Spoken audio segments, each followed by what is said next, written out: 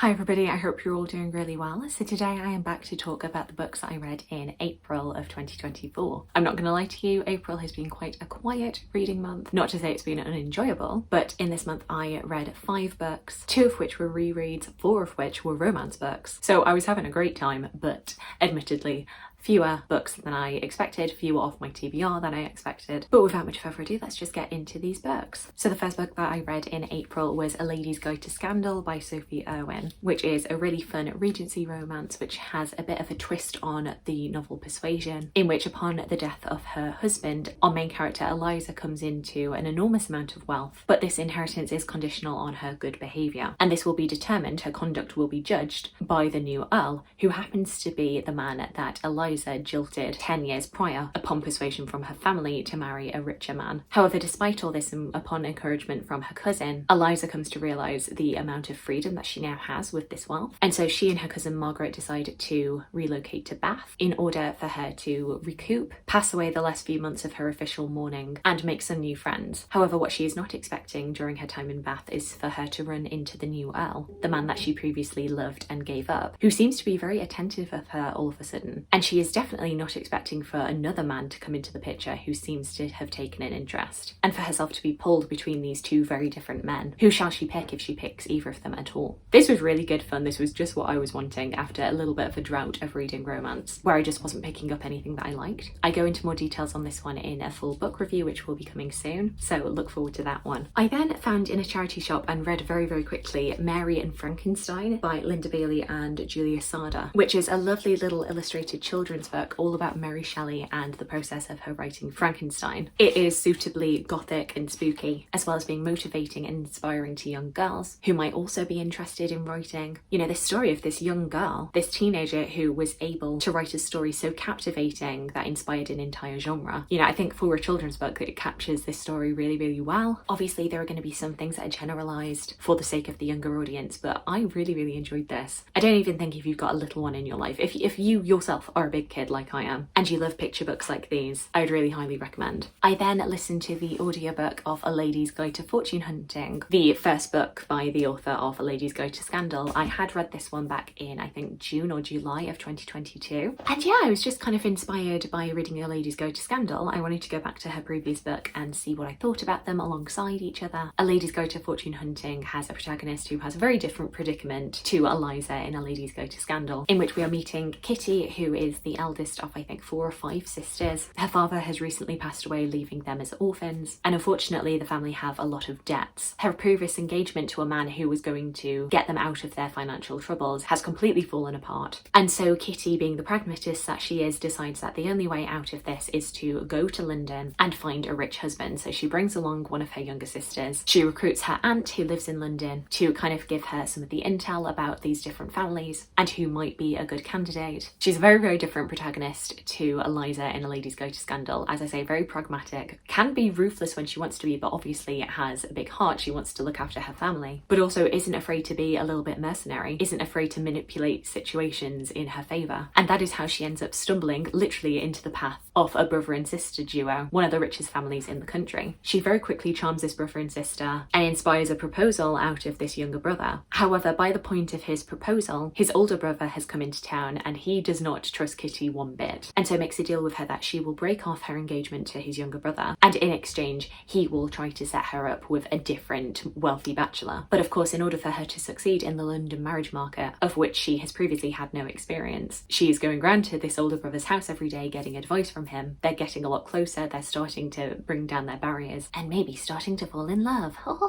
And this was really enjoyable to reread, especially just off the back of A Lady's Guide to Scandal. Different aspects of the story that I hadn't appreciated before or just hadn't remembered. Definitely, if you are in the market for a Regency romance, Sophie Irwin's definitely a great place to go. And then I quickly followed it up with a reread or a re-listen to An Offer from a Gentleman by Júlia Quinn, which is the 3rd book in the Bridgerton series. Basically, all of the marketing for season 3 of Bridgerton has really been doing its job. I'm very much excited for this new season. What I wanted was to do yet another re-listen to my current favourite book in the series, which is Romancing Mr. Bridgerton, which is book 4. War, which is actually the book that this new season is adapting. However, that was not available. An Offer from a Gentleman was. This is Benedict's story, and that I believe is the one that they're going to be shooting next. And so yeah, I just decided I wanted a little bit of a refresher on that book. And actually, I feel like I enjoyed it a lot more this time round. This one's a bit different to the normal Bridgerton stories in that it's actually an adaptation of Cinderella, kind of very, very loosely. And I know that can trip a lot of people up. Something that I'd kind of had issues with this story was how much Sophie and Benedict argue with each other, and some of their conflict resolution I didn't always love. However, I found it a lot less jarring this time round than I think I did the first time. Maybe I'm getting softer in my old age. But yeah, another one that was just a good fun read. Definitely has a lot of tropes and cliches that you'd expect from a Regency romance, and especially a Cinderella inspired Regency romance. But I had a very good time.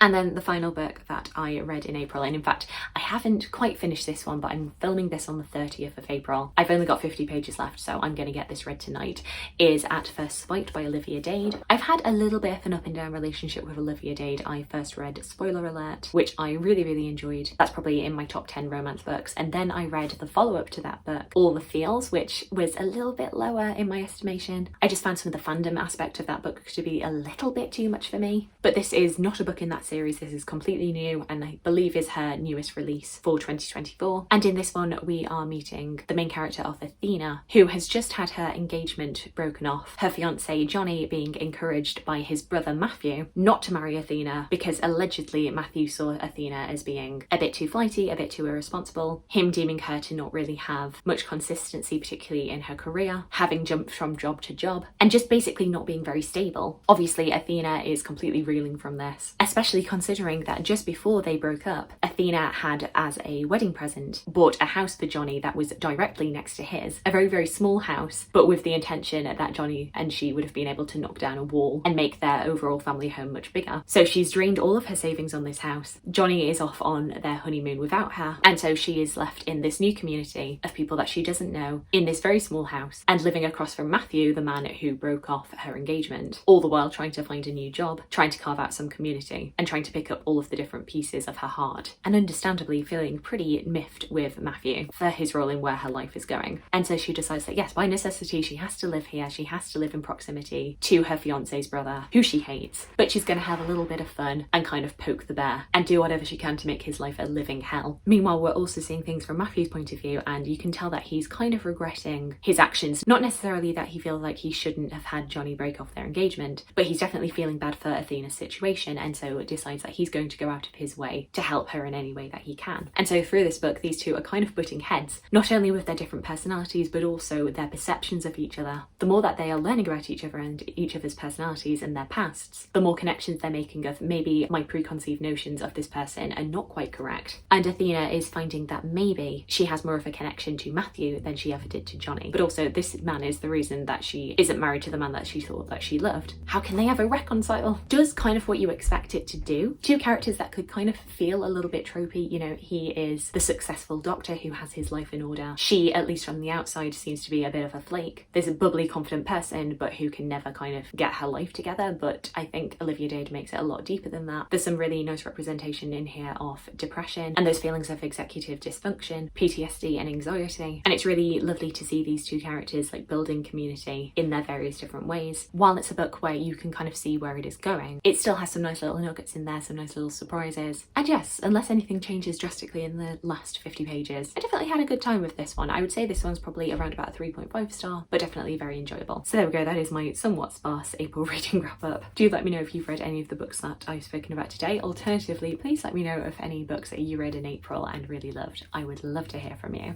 I hope you're having a fantastic day, and I look forward to talking to you again soon. Thanks. Bye.